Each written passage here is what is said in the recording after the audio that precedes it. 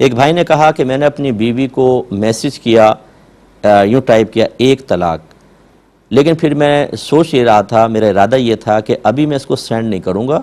بعد میں سینڈ کروں گا، جب بعد میں سینڈ کروں گا تو میں اس کو طلاق دوں گا یا طلاق کا ارادہ کروں گا، تو کیا یہ میرا لکھتے ہی طلاق واقع ہوئی یا نہیں ہوئی؟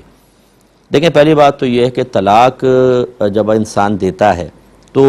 ثابت ہونا چاہیے کہ یہ اپنی بیوی کو دے رہا،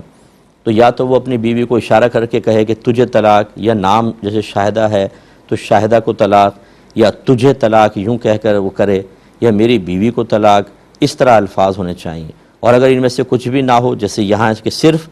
1 طلاق یوں کیا، تو پھر ہم اگر شوہر سے پوچھیں گے کہ یہ کس کو دینے کا ارادہ ہے، وہ اقرار کر لے کہ ہاں میں نے بیوی کو دینے کا ارادہ کیا ہے، تو طلاق واقع ہوتی ہے۔ ایک تو میں نے اس لیے وضاحت کر دی کہ اس میں بظاہر نسبت نہیں ہے، لیکن شوہر نے اپنی بیوی کے لیے ہی الفاظ لکھے ہیں، کیونکہ خود وہ کہہ رہے ہیں کہ بعد میں میرا ارادہ تھا کہ میں طلاق دے دوں گا۔ تو لہٰذا یاد رکھیے کہ جب بیوی کو طلاق دینے کے ارادے سے لفظ لکھے تو جیسے ہی لکھیں گے یا لکھوائیں گے طلاق واقع ہو جائے گی۔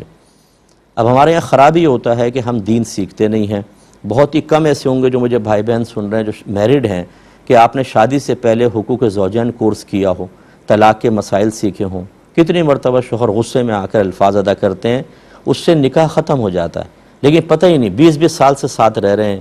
گناہ ہو رہا ہے گھر کے اندر، بے برکتیاں اسی وجہ سے پیدا ہو رہی ہیں، لیکن پتہ ہی نہیں تھا، کیونکہ پتہ ہی نہیں ہے، معلوم ہی نہیں ہے کن چیزوں سے نکاح ٹوٹتا ہے، کن سے نہیں ٹوٹتا ہے، سیکھا ہی نہیں ہے۔ تو اس لیے ایک تو سیکھنا چاہیے، اور جب نہیں سیکھا تو پھر آدمی اپنے ذہن سے فتوے لے رہا ہوتا ہے، جیسے ان بھائی نے لیا۔ اب ان سے اگر میں دائرہ ادب میں رہ کے پوچھوں کہ آپ کو کس نے یہ کہا تھا کہ لکھنے سے نہیں ہوتی، جب آپ لکھ بھی دیں گے، ارادہ کریں گے کہ اب میں طلاق دے دوں گا تو ہوگی، یہ آپ نے کس سے پوچھا تھا؟ کسی سے بھی نہیں پوچھا۔ اگر پوچھا ہوتا اور اس کا جواب مل گیا ہوتا اور ان کی مرضی کے موافق ہوتا تو پھر مجھ سے پوچھنے کی ضرورت کیا تھی؟ اس کا مطلب ہے خود ہی لکھا، خود ہی ایک فیصلہ کر لیا، اپنے ذہن سے فتویٰ لیا، اس پہ عمل بھی کر لیا،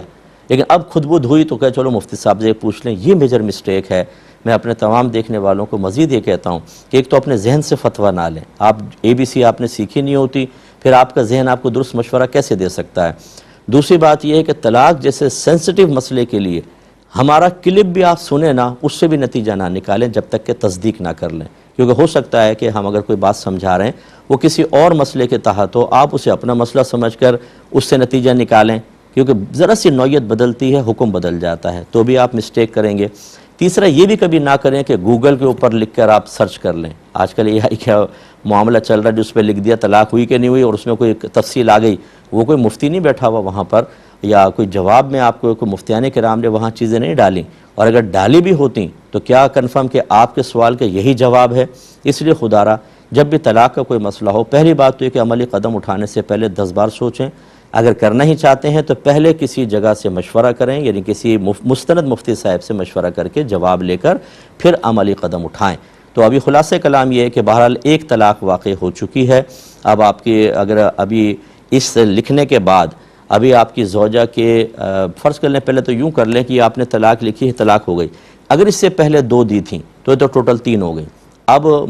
حلالہ کے بغیر کچھ نہیں ہو سکتا، اور اگر پہلے 1 دی تھی تو یہ 2 ہو جائیں گی، یا 1 بھی نہیں دی تھی تو پہلی ہوگی۔ تو اب یہ تفصیل ہوگی، اگر آپ کی زوجہ مطلب حاملہ ہیں یا پھر ان کو حیض آتا ہے تو ان کے حمل ختم ہونے سے پہلے، اور اگر حیض والی ہیں تو 3 حیض سے پہلے اگر آپ یوں کہہ دیں کہ میں اپنی زوجہ سے رجوع کرتا ہوں تو یہ رجوع ہو جائے گا، اور بغیر نکاح کے آپ ساتھ رہ سکتے ہیں، یعنی نکاح ٹوٹتا نہیں ہے، اس کو طلاق رجعی کہتے ہیں، اس پہ نکاح نہیں ٹوٹتا جب تک عدت جاری ہے۔ لیکن یہ طلاق ہو گئی، اب آپ 2 طلاقوں کے مالک ہیں، اور اگر پہلے 1 دی تھی، یہ مل کے 2 ہو گئیں تو اب 1 ہی طلاق کے مالک ہیں۔ اور اگر فرض کر لیں کہ یہ آپ نے جو سوال کیا ہے اس کے بعد 3 حیض گزر گئے، یا اگر آپ کی زوجہ حاملہ تھیں تو بچہ پیدا ہو گیا تو عدت گزر گئی، اب اگر آپ بیوی سے دوبارہ رجوع کرنا چاہتے ہیں تو جدید نکاح کرنا پڑے گا اور نیا مہر مقرر ہوگا، ورنہ آپ رجوع نہیں کر سکتے۔ امید ہے کہ آپ بات سمجھ گئے ہوں گے۔ مختصر